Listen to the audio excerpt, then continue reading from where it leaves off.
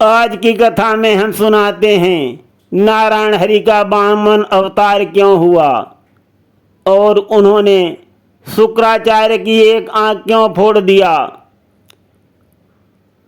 कभी कदार ऐसा होता है कि नारायण हरि के सामने भी फैसला करने का संकट उत्पन्न हो जाता है। दैत्यराज बलि का स्वर्ग पर अधिकार हो गया, उसने सभी देवताओं को परास्त कर दिया। तब देवताओं की माता अदिति बहुत दुखी हुई और उन्होंने क्या किया, देवतागण कहाँ कहाँ विचरते रहे और कैसे कैसे उन्होंने दिन काटे। देव माता के पति महर्षि कश्यप जी के द्वारा उनका दुख देखा नहीं गया। तब उन्होंने अदिति को क्या समझाया, किसकी तपस्या करने के लिए कहा। सुनिए कथा में सारा हाल। अब सुनिए कथा विस्तार पूर्वक। जब शुक्राचार्य की मदद से दैत्यों ने देवताओं को परास्त करके स्वर्ग पर अधिकार कर लिया, देवतागण जो हैं वो ब्रह्मांड में इधर उधर भटकने लगे। उन्हें जो कुछ मिलता वही खा लेते और जहाँ जगह मिल जाती वहीं विश्राम कर लेते थे। इंद्र का स्वर्ग से राज्य अपदस्थ होने के बाद देवता बहुत दुखी होने लगे और अपने पुत्रों का दुख देख करके देव माता अदिति जो हैं उन्होंने भोजन त्याग दिया और उनकी हालत बहुत बिगड़ने लगी। उनके पति ऋषि कश्यप जी उन्होंने अपनी पत्नी की ये हालत देखा तो उनसे रहा नहीं गया, उनको अपना मौन तोड़ना ही पड़ा। बोले कि मैं तुम्हें इस तरह रोते हुए नहीं देख सकता, तुम्हें क्या चाहिए। माँ का हृदय संतान से जुड़ा होता है। आपको पता है कि हमारे पुत्रों पर क्या बीत रही है। मेरे आदित्य अब हंसते तक नहीं हैं। मैं कैसे हंस सकती हूँ, मुस्कुरा सकती हूँ, चैन से रह सकती हूँ। उन्होंने कहा विष्णु की तपस्या करो और समझाया, कहा कि फागुन के महीने में सभी अन्न त्याग दो, केवल दूध का सेवन करो और अपनी सभी इंद्रियों को एकाग्र करके नारायण हरि का ध्यान करो। ये तुमने तपस्या जारी रखी और सफल हो गई तो तुम्हारे पुत्रों के दुख जो हैं वो निश्चित दूर हो जाएंगे, इसमें कोई संदेह नहीं है।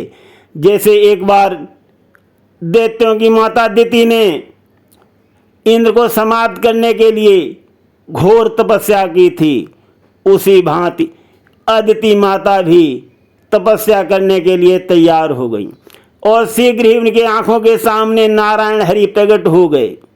सफल हो गई उनकी तपस्या। नारायण हरि बोले, जो तुम चाहती हो मैं भी वही चाहता हूं।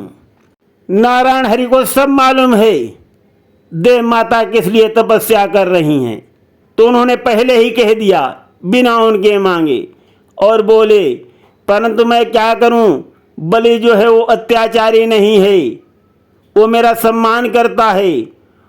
उसने असुरों को समुद्र मंथन के लिए हमारी मदद करने के लिए भेजा था, क्योंकि मैंने ऐसा करने को कहा था।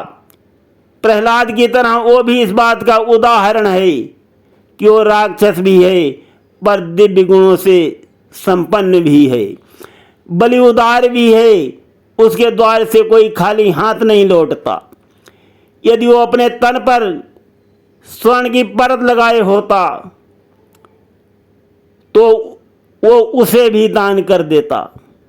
बलि मुझे बहुत प्रिय है, किंतु उसका एक अवगुण मुझको खटक रहा है, उसने इंद्रलोक पर अपना आधिपत्य स्थापित कर लिया है और ब्रह्मांड की हितकारी शक्तियों को राक्षसी शक्तियों में बदल दिया है। वो स्वयं संत हो सकता है किंतु शेष असुर वैसे नहीं हैं, वे हर पवित्र वस्तु को उजाड़ रहे हैं और बलि उन्हें रोकता नहीं। कोई बुद्धिमान व्यक्ति ऐसा लापरवाही कैसे कर सकता है। वो अदिति का वंशज है परंतु उसमें तुम्हारा भी रक्त है, सचमुच उसमें मेरा खून है, देव माता ने कहा। और इससे तो काम और आसान ही हो जाएगा, क्योंकि कोई ये नहीं कह सकता कि वो पराया है। बलि भी हमारा अपना ही पुत्र है, ये वंशावली नहीं सिद्धांत की बात है, इसका संबंध जाति से नहीं धर्मपरायणता से होना चाहिए। विष्णु ने सिर हिलाकर कहा, ठीक है, आप चिंता मत करो, मैं उससे निपट लूंगा। देव माता बोली, आप नहीं, आप नहीं। उन्होंने हाथ जोड़ते हुए कहा, मैं ये चाहती हूँ कि मेरे किसी एक पुत्र को ये सम्मान मिले और आपसे विनती है कि मुझे आप यही वरदान दीजिए। नारायण हरि बोले, आपके आदित्य तो बहुत ही दुर्बल हैं देव माता। न इंद्र न और कोई बलि का सामना कर सकता है आपके पुत्रों में। अदिति का चेहरा उतर गया। नारायण हरि चुपचाप देख रहे थे। उन्होंने अदिति के हाथ से दूध का कटोरा ले लिया और बोले, मुझे आपको ये वरदान देना है, इसलिए हम एक उपाय करेंगे। मेरा अगला अवतार आपके गर्भ से होगा। और ये सुनकर के देव माता चकित रह गईं। इस प्रकार से बलि को परास्त करूंगा मैं, और वो तुम्हारा पुत्र ही होगा जिसके द्वारा एक कार्य संपन्न होगा। नारायण ने देव माता को ये वचन दिया। देव माता के मुंह से एक शब्द भी नहीं निकला। उनका गर्भ अचानक भारी होने लगा और वो समझ गई कि नारायण हरि हमारे गर्भ में पल रहे हैं, बड़े हो रहे हैं। उन्होंने अदिति के भीतर हजारों नीले रत्नों के प्रकाश से भर दिया। उन्होंने स्वयं को जन्म लेने के लिए अदिति का शरीर उधार लिया था। उसका मांस और लहू अब विष्णु की रक्षा कर रहा था, जो सबकी रक्षा करते हैं। बाद के महीने में जब विष्णु ने जन्म लिया तो वृक्षों से फूल बरसने लगे। वे पीले रंग के फूल थे। ब्रह्मा ने उन्हें तांबे का बर्तन दिया, शिव ने रुद्राक्ष की माला दी, बृहस्पति ने जनेऊ भेंट किया और कश्यप ने एक कमरबंद प्रदान किया। सूर्य ने उन्हें अपना छत्र, चंद्र ने काष्ठ का दंड और सप्तऋषियों ने उन्हें घास का छल्ला दिया। वो बालक 52 अंगुल ऊंचा था, लेकिन उसका कद इससे अधिक नहीं बढ़ा। वो बामन था, बौना। इधर बामन का अवतार हुआ और उधर राक्षसराज बलि अश्वमेध यज्ञ का आयोजन कर रहा था। उसकी यज्ञ की वेदी से एक अग्नि स्तंभ उठ रहा था। गंधर्व झूम रहे थे और अप्सराएं नाच रही थी। दैत्यों और दानवों की पूरी सेना उस यज्ञ में भाग ले रही थी। बलि का घोड़ा ब्रह्मांड में घूमकर बिना किसी चुनौती के लौट आया था और अब उसका सिर काटा जाना ही बाकी था। वैसे ही शुक्राचार्य ने तलवार उठाई, परंतु वे रुक गए। उन्हें कुछ सुनाई दे रहा था। पदों की आहट सुनाई दे रही थी शुक्राचार्य को। वे उसे देखने के लिए मुड़े। उन्हें एक बामन दिखा। उसके एक हाथ में छत्र, दूसरे हाथ में दंड, माथे पर चंदन का लेप और तन पर जनेऊ। वो छोटा सा बामन राक्षसों के सामने और भी छोटा दिखाई दे रहा था। वो जैसे ही निकट आया, शुक्राचार्य धीरे धीरे बोले कि हमसे कोई चूक हो गई है, सावधान रहिए। बलि ने कहा, क्यों? शुक्राचार्य जी बोले, ये ब्राह्मण यहाँ क्या कर रहा है? हमने तो किसी को आमंत्रित नहीं किया है, परंतु ये ब्रह्मदेव के 4 कुमारों में से एक है, ये कैसे आ गया यहाँ? कहा, बहुत ही सावधान रहो, इसका आभामंडल जो है सबसे अलग है। हो सकता है देवताओं ने हमसे छल करने के लिए इसे भेजा हो। बलि बोले, मुझे क्या करना चाहिए? शुक्राचार्य बोले, कुछ नहीं, इसे कोई वचन मत देना। ये कुछ भी मांगे उसे स्वीकार न करना। मांगता रहे परंतु देना नहीं। दैत्य गुरु की बातों को सुनकर बलि मुस्कुराने लगे और बोले कि आप मुझे अपने विरुद्ध कार्य करने को कह रहे हैं, ये मैं कैसे कर सकता हूँ असुराचार्य जी?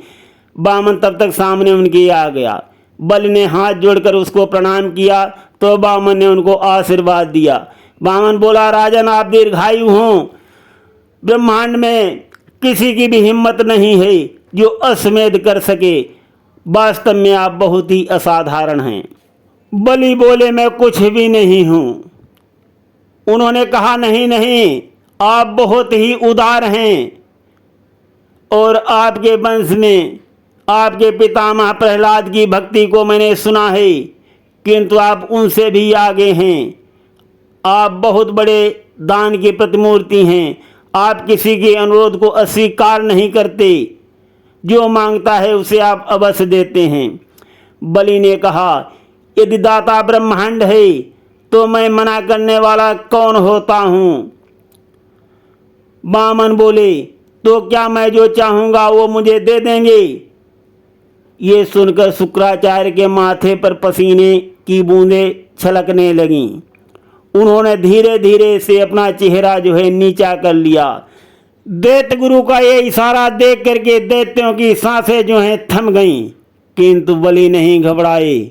उन्होंने कहा कि मुझे बताइए आदरणीय, आप क्या चाहते हो। वामन बोले, मुझे भूमि चाहिए, थोड़ी सी भूमि चाहिए। बलि ने कहा, कितनी। बोले, मेरे 3 पग के बराबर भूमि चाहिए।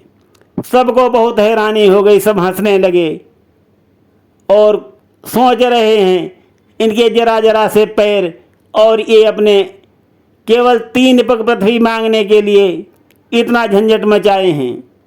बलि ने पूछा कि सोच लो, केवल 3 पग।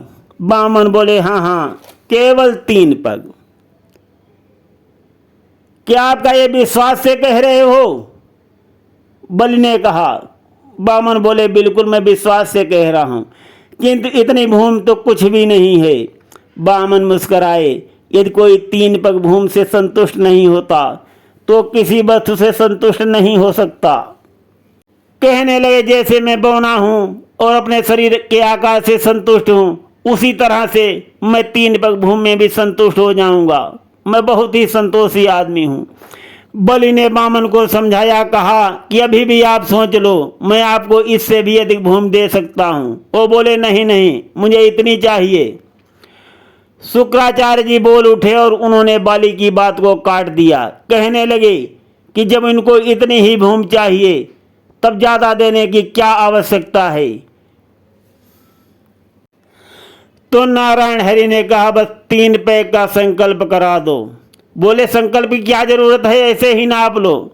वामन ने कहा, नहीं नहीं, कोई भी वस्तु लेना चाहिए तो संकल्पित अवश्य होना चाहिए, इसमें आपको भी फायदा मुझको भी फायदा। शुक्राचार्य जी समझ गए कि ये नारायण हरि का खेल है, और उन्होंने आकर के संकल्प जब हो रहा था कमंडल में बैठ गए थे साथियों। तो वामन लेत देत बलिदाना, और नाहक शुक्र भय है काना। कमंडल से संकल्प के लिए जब जल निकालने की कोशिश की गई तो वहाँ शुक्राचार्य जी बैठे थे, जल को नहीं निकलने दे रहे थे। तो नारायण हरि ने कहा कि अब इनको भी थोड़ा फल दे दूं, यही बीच में बहुत ज़्यादा बन रहे हैं। और एक कुश के बाण द्वारा मारा आँख में, तो शुक्राचार्य जी की आँख फूट गई थी जल निकालने के बहाने। जब पता चला कि आपने मेरी यहाँ आँख फोड़ दी, तब बोले, हमको क्या मालूम आप उसके अंदर बैठे हो। बलि ने 3 पैग धरती का संकल्प कर दिया और कहा कि अपनी भूमि को नाप लो। नारायण हरि का आकार बढ़ने लगा वामन भगवान का, और वो आसमान में तक पहुंच गया। ये देख करके असुर कांपने लगे, और वामन के आकार ने ब्रह्मांड को भी बौना कर दिया। उनकी आवाज़ जो है आकाशवाणी की तरह सुनाई दे रही थी। बोले कि राजन, मैं अपना पहला पग रखता हूँ, और उसने पूरी पृथ्वी को नाप लिया। फिर बोली, राजन, अब मैं अपना दूसरा पग यहाँ रखता हूँ। फिर उन्होंने समूचा स्वर्ग नाप लिया। ब्रह्मा जी ने फटाफट वामन के चरणों को धो करके अपने कमंडल में रख लिया, और वामन बोले, राजन, अब मैं अपना तीसरा पग कहाँ रखूं। तो बलि मुस्कराए और बोले कि आप वामन नहीं हैं, आप नारायण हरि हैं, मैं आपको पहचान गया। आपके लिए ब्रह्मांड तो खेल का मैदान है, और मेरे पास तो कुछ भी शेष नहीं है, केवल एक ही स्थान है जो मैं आपको विनम्रतापूर्वक प्रस्तुत कर सकता हूँ, और वो है हमारा सिर। और असुरराज ने वामन को कोटि कोटि प्रणाम किया और कहा, कृपया आप तीसरा पग मेरे मस्तक पर रख दीजिए। मैं महाविष्णु की धूलि बनकर पवित्र हो जाना चाहता हूँ। बलि का ऐसा उदार भाव जान करके नारायण हरि बहुत ही प्रसन्न हुए। और इधर दैत्यगण सोच रहे हैं अब बलि का कल्याण नहीं है, अगर वामन अपना पैर रख देंगे तो बलि की चटनी बन जाएगी। परंतु नारायण बहुत ही खुश हैं। उन्होंने बलि के सिर पर अपना पैर रखा और कहा कि तुम भी मुझसे कुछ वरदान मांग लो।